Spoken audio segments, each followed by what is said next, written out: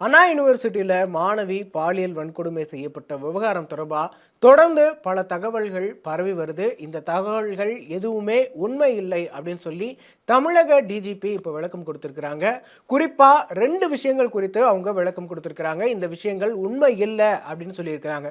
முதல் விஷயம் என்ன அப்படின்னு பார்த்தோன்னா, யார் அந்த சார் அப்படிங்கிறதான். இந்த யார் அந்த சார் அப்படிங்கிற விஷயம் தொடர்பா தொடர்ந்து தமிழக எதிர்க்கட்சிகள் பெரிய அளவில் குரல் எழுப்பி வராங்க. அது மட்டும் இல்லாம இந்த வழக்கிலேயே ஒரு மிக முக்கியமான திருப்புமுனை புள்ளியா இந்த யார் அந்த சார் தான் இருக்கும் அப்படின்னு தொடர்ந்து அதற்கு எதிர்ப்பு தெரிவிச்சு வராங்க. வழக்கு விசாரணை தீவிரப்படுத்தணும் இந்த விஷயத்துல அப்படின்னு சுட்டி காட்டி வராங்க. இந்த யார் அந்த சார் அப்படிங்கிறது எங்கேருந்து வந்தது அப்படின்னு பார்த்தோன்னா, பாதிக்கப்பட்ட மாணவி தன்னுடைய புகாரில் கைது செய்யப்பட்ட ஞானசேகரன் தன்னிடம் அத்துமீறின போது யார்கிட்டயோ ஃபோனில் பேசினாரு. அப்போ இவங்களை மிரட்டிட்டு விட்டுருவேன் சார் அப்படின்னு ஒரு வார்த்தை சொன்னதாக அவங்க தன்னுடைய புகாரில் குறிப்பிட்டிருக்கிறாங்க. இது தொடர்பான விஷயங்கள் லீக் ஆன எஃப்ஐஆரில் இருக்கிறதா தகவல்கள் இருக்கு. அதே நேரத்தில் இது தொடர்பாக காவல்துறையிடம் விளக்கமுமே பத்திரிகையாளர்கள் சார்பில் கேட்கப்பட்டது.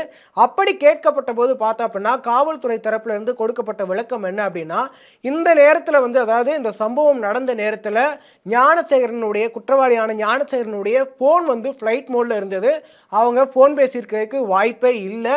அவர் அந்த மாணவியை மிரட்டுறதற்காக இப்படி ஒரு வாசகத்தை அந்த நேரத்தில் சொல்லியிருக்கிறாரு அப்படின்னு சொல்லியிருந்தாங்க. இந்த நேரத்தில் தான் இந்த விஷயம் தொடர்பாக மாணவி மீண்டும் அந்த யார் அந்த சார் அப்படிங்கிற விஷயத்தை உறுதிப்படுத்தியிருக்கிறாங்க அப்படின்னு தகவல்கள் தொடர்ந்து வெளிவந்த வண்ணம் இருக்கு. அதாவது அந்த குற்றவாளி யாரோ ஒருத்தட்ட சார் அப்படின்னு போன்ல பேசினது உறுதி அப்படின்னு அந்த மாணவி சொன்னதா திரும்பவும் தகவல்கள் வெளிவந்த வண்ணம் இருக்கு. இந்த நேரத்தில் அதிமுகவினுடைய கோவை சத்தியனுமே நமக்கு ஆல்ரெடி இது தொடர்பாக பேட்டி கொடுத்திருந்தாரு.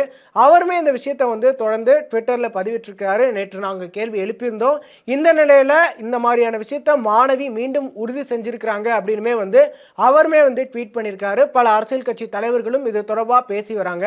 இந்த நிலையில தான் இந்த விஷயம், இந்த தகவல் தவறானது. நாங்கள் காவல்துறை தரப்புல இருந்து இந்த மாதிரியான எந்த ஒரு விளக்கமும் தகவலும் வெளியிடவில்லை அப்படின்னு சொல்லி தமிழக டிஜிபி இப்போ இதற்கு விளக்கம் கொடுத்திருக்கிறாங்க. இதே போல இன்னொரு விஷயத்திற்கும் விளக்கம் கொடுத்திருக்கிறாங்க. இன்னொரு விஷயம் என்ன அப்படின்னு பார்த்தோன்னா, டிசம்பர் 4ஆம் தேதி காலையிலிருந்து கிட்டத்தட்ட 6 மணி நேரத்திற்கும் மேலாக ஞானசேகரனுடைய வீட்டில் தொடர்ந்து சோதனை நடத்தப்பட்டது. இந்த சோதனையில் பல முக்கியமான ஆவணங்கள் கைப்பற்றப்பட்டிருக்கதா குறிப்பிடப்பட்டிருக்கு. இந்த இதில் கிடைத்த ஒரு முக்கியமான ஆவணம் என்ன சொல்லப்படுது அப்படின்னு பார்த்தோன்னா, திருப்பூரை சேர்ந்த ஒருவருக்கு இந்த சம்பவத்தில் தொடர்பு இருக்கு அப்படின்னு குறிப்பிடப்படுது. ஸோ இதுக்கும் அதுக்கும் தொடர்பு இருக்கு அப்படிங்கிறதுமே அவர் யார் அப்படிங்கிற கேள்வியுமே எழுப்பப்படுது.